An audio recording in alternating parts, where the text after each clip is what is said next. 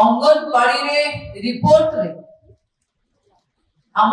पिला माने अपपुष्टि को मुक्त करबा पई हम गोटे मिशन तैयारी करिछि। ए मिशन रे आह्वान अछि कि गां रे अंगनवाड़ी रो छुआ मान को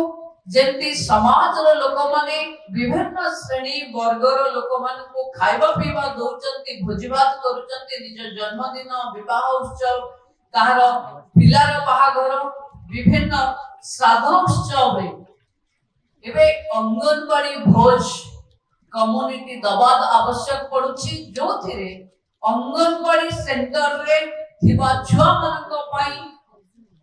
किछि विटामिन युक्त बा पोषण युक्त खाद्यर थली को दबा आवश्यक ए ऊपर हमें कथा हेथिले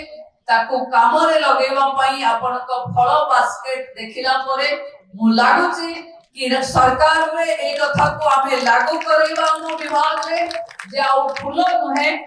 एबे फल को प्राधान्य दबा कारण फूल तो किछि समय पर मौली जीवो किंतु फल हमको